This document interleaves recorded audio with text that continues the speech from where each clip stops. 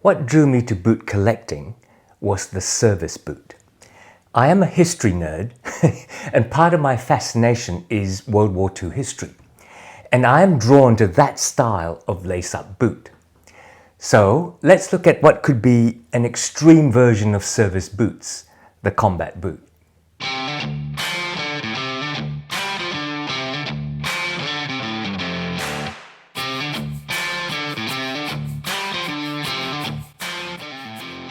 G'day, welcome back to Bootlosophy and my name is Tech.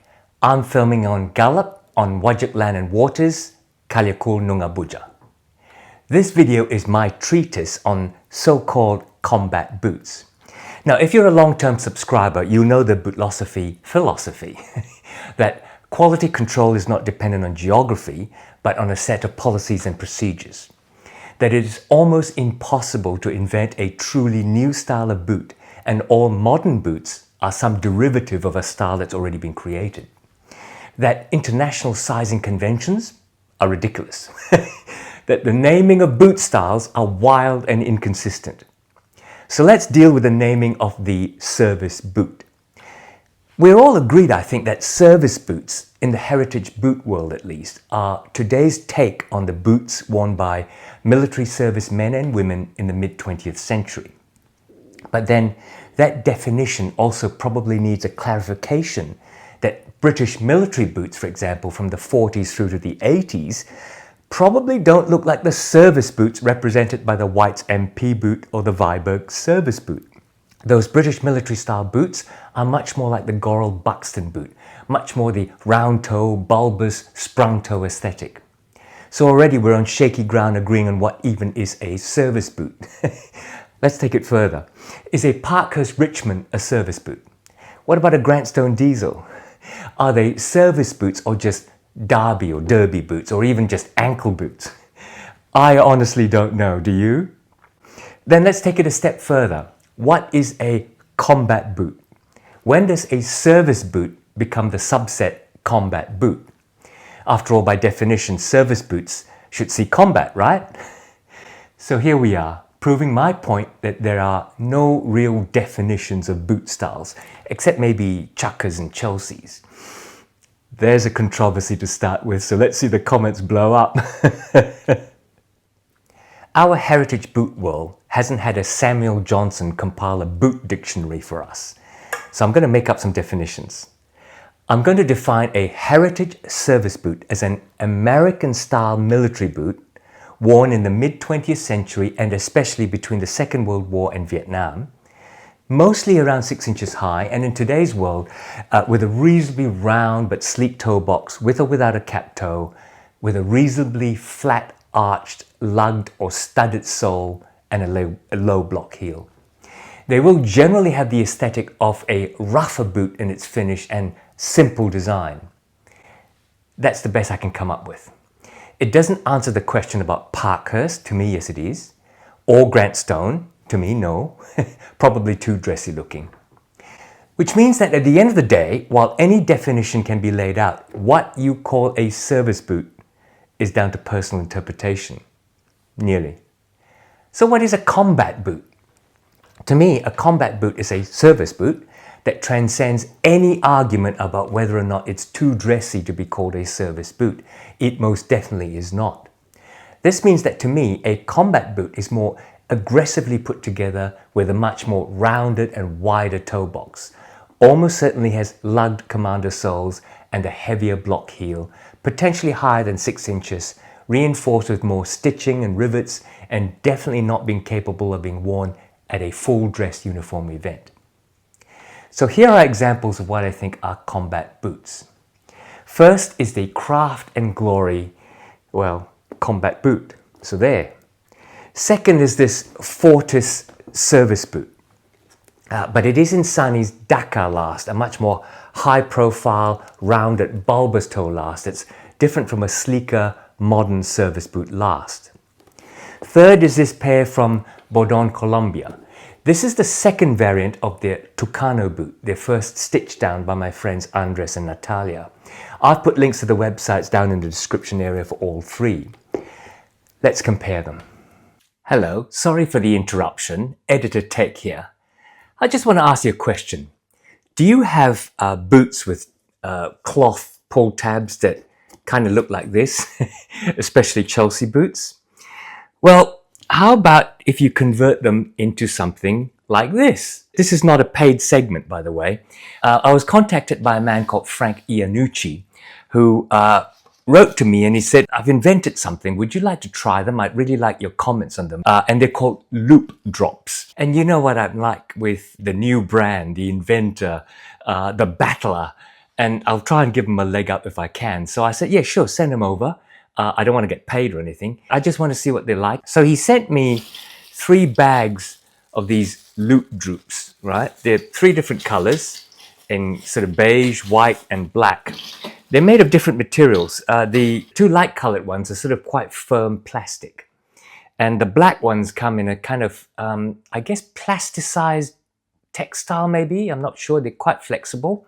And all 3 of them come in different sizes. And I'm guessing you can get different colors too. This is a new invention. Frank has applied for a patent. So I've been trying them out on my Chelsea boots for the last few days. And this particular pair of mongrel boots always came with these loops that kind of flattened out, and it was difficult to get them out. And you know, when you're trying to put your fingers in. So I tried putting these loops in. They're flexible. And honestly, I found them really a huge assistance. So I'll leave a link to Frank's contacts below.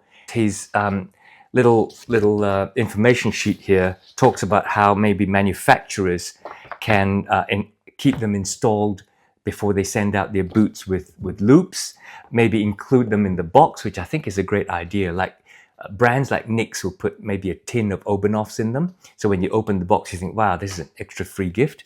I think that would be a great addition into the unboxing experience for some brands. So if you're interested, go and contact Frank and ask him what it's all about. Back to the video. This is the Craft and Glory combat boot, originally called the Gurkha boot. But the name probably had to be changed because of cultural copyright issues. Whatever it's called, its intention is clear, I think. It's not intended for the ballroom. This is a Goodyear welted boot with a veg-tanned insole or lasting board, a veg-tanned midsole, and a veg-tanned welt. They use a cork filler inside the welted cavity in the middle of the boot, and they insert a steel shank for arch support and stability. The Goodyear welt outside stitch is stitched through the welt, the midsole, and the rubber lugged outsole. The outsole is a proprietary outsole, but designed like a full unit commando sole with the usual radiating lugs and the cross shapes in the center. The pattern of the boot is quite simple as per the expectation of combat boots. The vamp piece, quarter pieces, a single piece backstay covering the heel counter, and a toe cap. It's, I believe, a real toe cap that's a second piece of leather over the vamp piece. The reinforcements and accessories are the knife pouch in the shaft, the rivets at the corner of the quarters, triple stitching on the backstay, quadruple stitching on the quarters, and a double stitch on the toe cap 2+2. Uniquely, Craft and Glory uses buffalo leather from the Asian water buffalo, which feels a lot lighter for its thickness than bovine leather.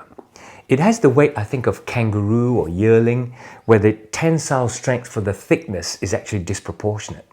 Light but strong because of the fiber structure. The boot is lined in the vamp, but it's unlined in the shaft. The tongue itself is semi-gusseted, almost all the way to the top, but then the head has a cutout. And it's a very wide piece of leather, so you have to fold it when you lace it up. The brass hardware is firm enough, and it's really very well backed, so it doesn't scratch your tongue leather. I do find that sizing is true to size, but the last is wide, so you may want to talk to them about whether you need to size down. They're very responsive in my experience. As for the comfort, it's good. This is the lightest of all the 3 boots. The leather, for its thickness of 2 millimeters, is actually itself quite light.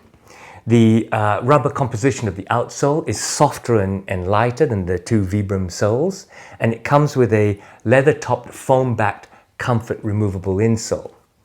I have worn this orienteering in our southern hardwood forests, and I found it to be water-resistant, very supportive, and comfortable all day out there. This one is from Fortis Boots out of Bandung in Indonesia, and it's their service boot pattern. However, I asked this to be made on their Dakar last, which is much more of a round toe work boot last, and so in my opinion moves into the combat look rather than just a service boot. On their Instagram account, you can see a different version of Fortis' service boot in a slimmer last that looked like Viberg's. This is constructed using the Veldtschoen method, similar to Stitchdown, but incorporating a welt. The uppers leather is flanged out and either inserted between the welt and the midsole or on top of the welt and stitched on. In this case, it's stitched around the front of the boot, and the back end it's almost like Goodyear welted. You can see at the front the thickness of the uppers leather and the thickness of the welt, and then the thickness of the midsole, and finally the thickness of the rubber outsole. The stitching by hand is just as precise, if not even more so, than the machine stitched Goodyear welt edge stitch of the Craft and Glory combat boots. The outsole is Vibram.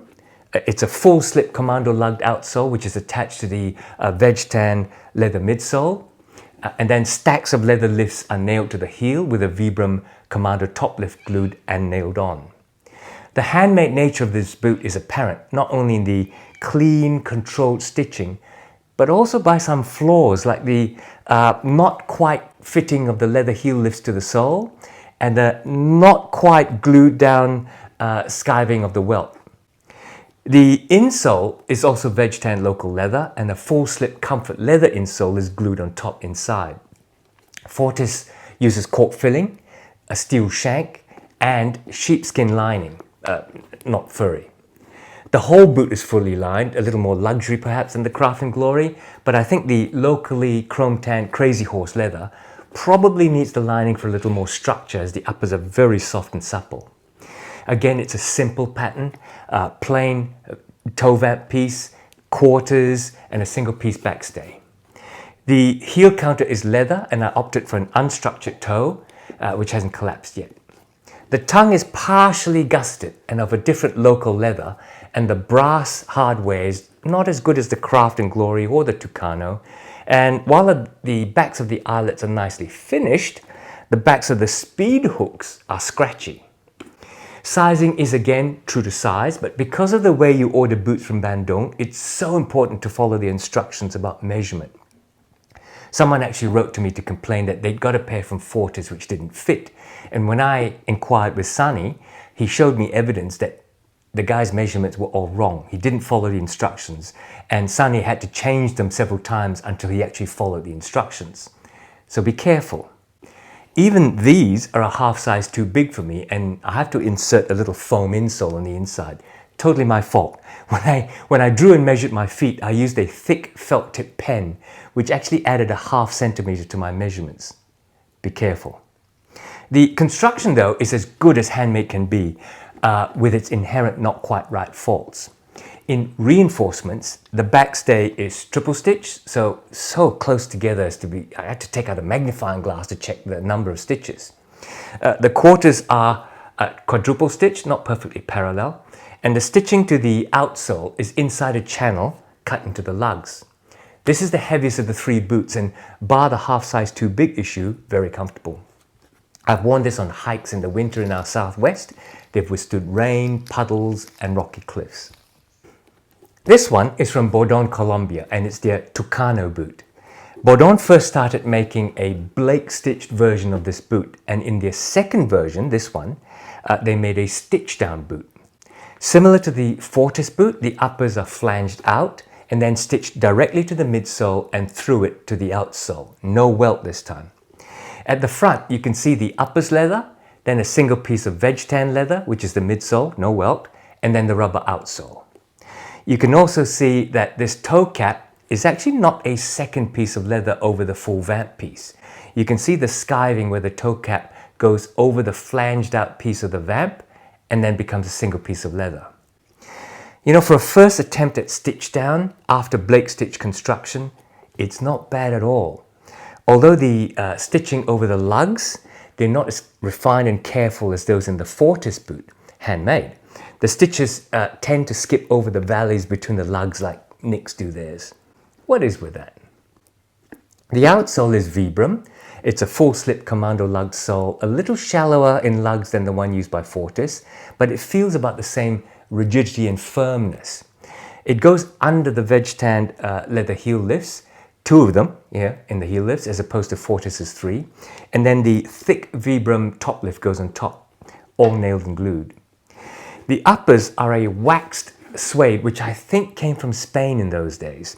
It's a very solid feeling suede, and like a waxy commander from Charles F. Stead, the wax knocks off almost immediately to show the nappy patina, but it still remains firm and protective. Again, the simple pattern of the toe cap, the vamp, the quarters, but this time a 2-piece backstay, the centerpiece of which forms a pull loop at the top. Simplicity aside, there are a couple of flourishes. The heel countercover is double stitched very cleanly. The quarters are triple stitched in a 1+2 pattern, but with a box reinforcement stitch at the corner of the quarters. And the toe cap is double stitched. The stitch down is a double row stitch down, just like the one on Fortis. The boot is fully lined with the famous Bordon signature orange leather lining. It's very comfy. But the tongue in this version is ungusseted. Now that may allow water to ingress. I haven't found it, but it may. But due to the thickness of the wax suede and the lining, you don't get any tongue slip either. Unlike both the Craft & Glory and the Fortis, the edge of the collar is rolled into the lining. On the other two, it's just raw cut leather edges. Due to being stitched down with no welt, there is no cavity caused by the welt going around the edge, so there's no cork filler, and that does have some effect on comfort. Like the other boots, Bordon does use a steel shank for good support and stability. Inside, under your heel, Bordon glues on a piece of unbacked leather to protect your heels against the nails. This is a solid boot, and I understand their later and today's versions have improved the QC on them, even though their MTO model means long waits. In terms of comfort and durability, I've taken these where the other 2 boots have gone, and while the immediate footfall on the veg-tan midsole is a bit of a crunch, it does get better as the leather slowly fits to your feet. Getting the right size definitely helps because it means you don't slosh around a firm footbed, but you're supported inside the boot. Sizing wise, they're true to size, and what I do like about them is that wide toe box for comfort. These 3 boots are amongst my favorites. They look good, feed my favorite aesthetic of the service boot, and expand them into an even chunkier look. And they're really well built enough to use in one of my favorite pastimes. I don't go out in country as much as I used to, I'm afraid. And if you're a long-time viewer, you know of the health issues my wife and I have had over the last couple of years. But when I can, I still go bushwalking or orienteering. When I do, I usually grab one of these 3. There is a 4th edition now, a pair of Nick's boots. Twist my arm, and I think the Craft & Glory are probably the most comfy. I think due to the softer rubber compound of the outsoles and the lighter water buffalo leather, which is still just as supportive. In looks out of the 3, I think the Fortis is just outstanding, especially in this Indonesian crazy horse leather. In toughness in the great outdoors, my vote would have to go to the Bordon Tukano. The leather is stiff and protective. I love all 3 for their differences, you know. The price range and wait times are wildly different. So go to their websites, or in Fortis's case, their Instagram page, and ask. All 3 brands are very responsive in my own experience. And that is the end. Go get a combat boot. They're a beautiful subcategory in our boot world. And even if the most outdoor you get is a walk to the pub, you know, you'll enjoy the look. Until next time, take care of yourselves out there, and see you again soon.